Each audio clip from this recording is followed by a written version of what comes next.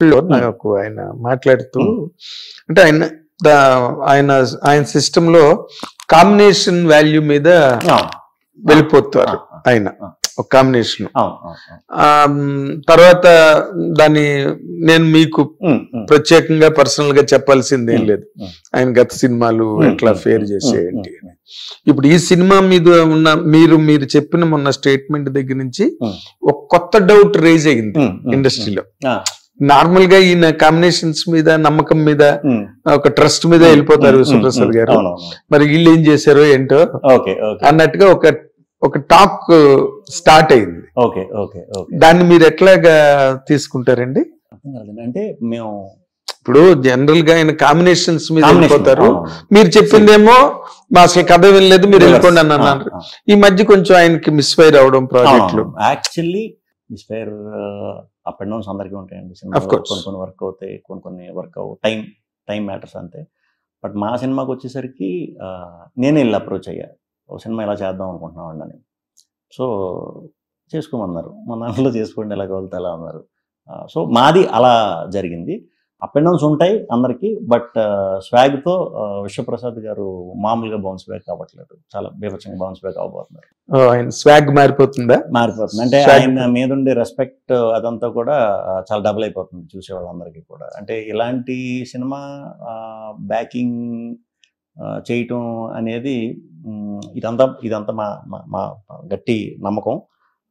డెఫినెట్గా విశ్వప్రసాద్ గారి బ్యానర్కి ఇది one of the best film అవబోతుంది.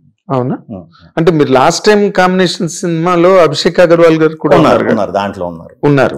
అది రాజరాజ చోరలో ఇద్దరు కలిపి చేశారు ఆ ప్రాజెక్ట్ అప్పుడు కదా. ఇప్పుడు మరి ఆయన తాలూకా కాంట్రిబ్యూషన్ అప్పుడు ఆ రోజున ఉండేదా? రాజరాజ చోరలో కథలు గట్ట వినడం లేదండి, అప్పుడు కూడా లేదు. ఆ సినిమా కూడా మాకు మిక్సింగ్ లో చూసి స్టన్ అయిపోయారు. ఏంటి వీళ్ళు ఇంత గొప్ప సినిమా తీసారా అని చెప్పి పిలిపించి, అంటే చాలా పెద్ద ప్రాజెక్టులు అవేవి కదా, అసలు మన షూటింగ్ అవుతుంది ఎప్పుడు అవుతుందో కూడా పూర్తి తెలియదు. మేము సైలెంట్ గా మాది చాలా సింపుల్ దీంట్లోనే వెళ్తామండి.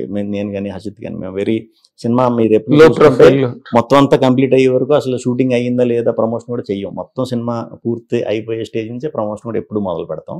అంటే మా మెయిన్ ఫోకస్ అంతా దీని మీదే ఉంటుంది, ఎలా తీయాలి ఏంటి దాని మీదే ఉంటుంది. అది అయ్యాకనే సినిమా ఒకటి ఇలా ఉంది అనౌన్స్మెంట్లు అయ్యి మీరు నా ఎప్పుడు పెద్దగా చూసుకుంటారు, మొత్తం అయిపోయాకనే నెలలో వచ్చేస్తుంది సినిమా. సో సేమ్ ఎక్స్ప్రెషన్ అప్పుడు రాజరాజ చూసినప్పుడు చాలా బాగా మాకు అంటే ఓపెన్గా చెప్పేశారు ఆయన, మేము నిజంగా ఎక్స్పెక్ట్ చేయలేదు ఎంత బ్యూటిఫుల్ సినిమా అని చెప్పి అన్నారు. అది కోవిడ్ టైం, అది మళ్ళీ దీనికి అదే నమ్మకం మా చేతిలో పెట్టాను, అదే ఎక్స్ప్రెషన్. మధ్యలో ఒకసారి చెక్ చేసుకుందాం అని చూస్తా అన్నారు, చూసి ఇంకా కాస్ట్లీగా ఉండాలి నాకు అన్నారు. అసలు వీళ్ళు సెట్లు వేసుకుని చేయమన్నారు, వీళ్ళు సెట్లు వేసారా లేదా అని షూట్కి కూడా వచ్చి చెక్ చేశారు, చూసుకున్నారు సెట్, అది కూడా హ్యాపీ ఫీల్ అయ్యారు.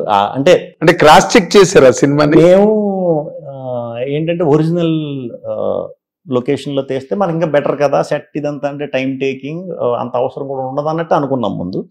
బట్ వన్స్ కొన్ని సీన్లకి కొన్ని సీక్వెన్స్లకి ఆయన ఇచ్చిన సలహా వల్ల మేము సెటిల్ వేయటం స్టార్ట్ చేసిన తర్వాత అవి స్క్రీన్ మీద చాలా అద్భుతంగా వచ్చినాయి అండి. అవి ఆ రాజు స్టోరీకి బాగా సెట్ అయినాయి. అంటే ఇప్పుడు మీరు డైరెక్టర్ లాస్ట్ టైం అసలు యాక్చువల్ గా ఈ కథ కమల్ హాసన్ నా ఫస్ట్ ఆప్షన్ అండి, నేను అంటే ఇన్ అదర్ వర్డ్స్ శ్రీ విష్ణుతో చేస్తున్నాను నేను అన్నట్టుగా అన్నాడు. Though it went in a funny way that day in the press meet, but still it carries some weight. Kamal Haasan చెయ్యాల్సి నిజంగా ఎవరైనా అనుకున్నా 3 క్యారెక్టర్లు దశావతారాలే చేసినాడు. ఇప్పుడు దాకా కమల్ హాసన్ గారే అలాంటి వెరైటీ గెటప్లు క్యారెక్టర్లు చేశారు కాబట్టి మనకి ఇంకా ఆయన ఒక్కరే ఎవరు చూసినా ఆయనే అంటాం మనం, ఇంకా ఆప్షన్ లేదు, ఆయనే ఇది. ఇప్పుడు ఈ గెటప్లన్నీ చూసి ఆడియన్స్ అందరికీ కూడా నన్ను ఆప్షన్ కింద తీసుకోవచ్చు, వన్ ఆఫ్ ద ఆప్షన్ కింద. What confidence really. అంటే ఇందాక మీరు చెప్పిన మాటలోనే అదే విశ్వప్రసాద్ గారు ఈ జర్నీ గురించి చెప్తున్నప్పుడే ఈ కథని వాళ్ళు సెటిల్ అయ్యండి, అదేయండి, క్రాస్ చెక్ చేసి ఇలా కాదు అలా కాదు, ఇవన్నీ కూడా ఎంతో కొంత తెలియకుండా పిక్చర్ మీద లేకపోతే మీకున్న మార్కెట్ మీద ఎంతో కొంత బర్డెనే అవుతుంది. మీరు ఎందుకు తగ్గుతారు? మీరు because you're unintelligent person, burden budget మీద పడకూడదు, అది మార్కెట్ మీద రిఫ్లెక్ట్ అవుతుంది అని. ఆ ప్రాబ్లం ఏమైనా సినిమాకి సంబంధించినంత వరకు ఏమైనా ఉందా? బడ్జెట్ లో ఓవర్ బడ్జెట్ అవడం అసలు ఆ క్వశ్చన్ లేదండి మా దగ్గర. ఎప్పుడు శివగారే కదా మ్యాక్సిమం నేను చేసే ప్రొడ్యూసర్లు అందరూ కూడా పాపం ఎప్పుడు ఏంటంటే పెరుగుతుందంటే నాకు భయం. అదే నాకు ఎడిషనల్ స్ట్రెస్ ఏమన్నా వస్తుంది మనకి ఈ కథకే అంత మనం మీరు ఇలాగే చూస్తున్నారు పర్లేదండి అని చెప్పి నాకు ప్రొడ్యూసర్లు ముందు ఇప్పుడు మనం యూవీతో చేసినప్పుడు అదే జరిగేది డిస్కషన్, ఇప్పుడు అదే మీరు ఇంకా పెట్టాలని. నేనేమో ఏంటంటే ముందు ఇంకా బాధ్యతలు పెరిగిపోతాయి. సో మనకి నిజంగానే అంత ఎక్స్పీరియన్స్ ఉందా, హ్యాండిల్ చేయగలిగేది అంత ఇది చేయగలుగుతాం అనేది వెరీ కామన్. అది ఆ డౌట్ ఉంటుంది. నేను వెరీ ప్రాక్టికల్. సో మరీ టూ మచ్ వెళ్ళిపోనివ్వను. ఆ థాట్స్ లో ఉన్నప్పుడే మాక్సిమం కట్ చేయించేస్తాను డైరెక్టర్తో కానీ. సో ఎందుకంటే అల్టిమేట్ గా ఇది ప్యాషన్ తో పాటు బిజినెస్ కూడా. సో మనం బిజినెస్ పట్టించుకోం అలా అని కూడా వదిలేయకూడదు. సో మన బాధ్యత. సో దాని మీద కూడా కంపల్సరీ అది ఎప్పుడు ఎలా ఉంటుందో తెలియదు. సో ఎప్పుడు ఎలా ఉంటుందో తెలియదు కాబట్టి మన మినిమం సెక్యూరిటీ అనేది పెట్టుకోకపోతే ఇప్పుడు కాకపోయినా నాకు నిజంగా అవసరం అయినప్పుడు ఫ్యూచర్లో ఇబ్బంది పడతాను, డెఫినెట్గా ఇబ్బంది పడతాను.